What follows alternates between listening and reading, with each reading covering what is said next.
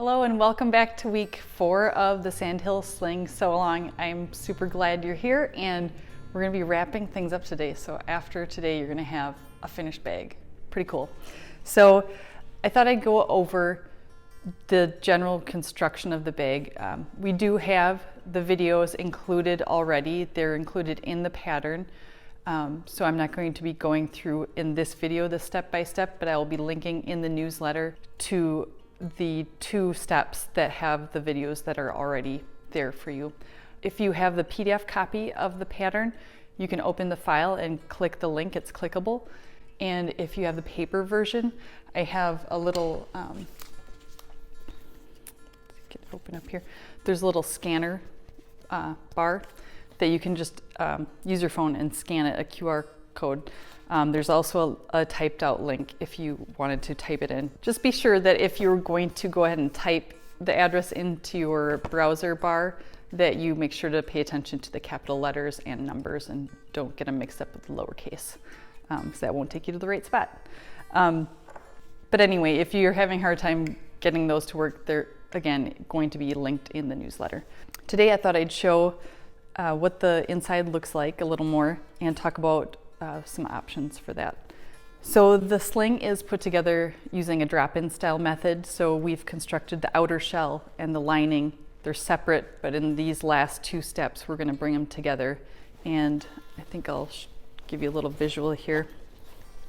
It's a really nice, clean finish.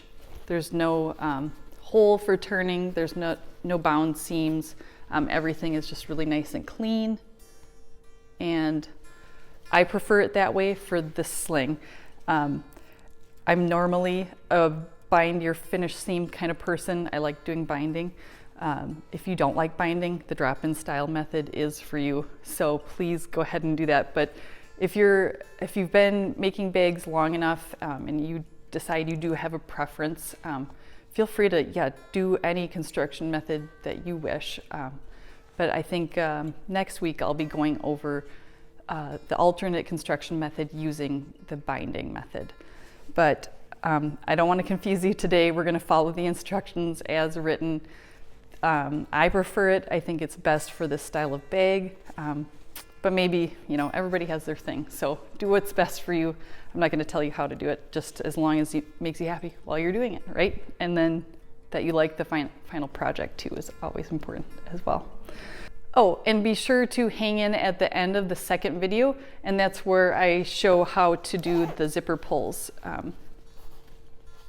These are a little wax cord.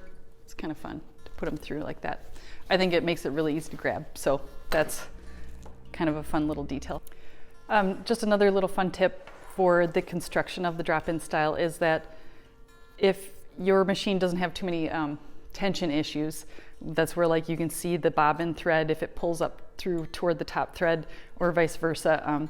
You could do 2 different colors of thread. So on this sample I used a thread that matched the outside canvas on the outside in the top thread, and in the bobbin I used a light pink to match this inside lining. So that's going to make it a little bit more disguised. That's just a tip I have, that if you go ahead and swap those out to match your fabrics, you're going to get a really nice result. Okay, so I think that's it for week 4.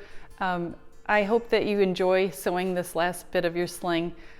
Just remember to take it slow and don't try and rush this final step. It's the step you're going to be seeing when you're using the bag. So take your time.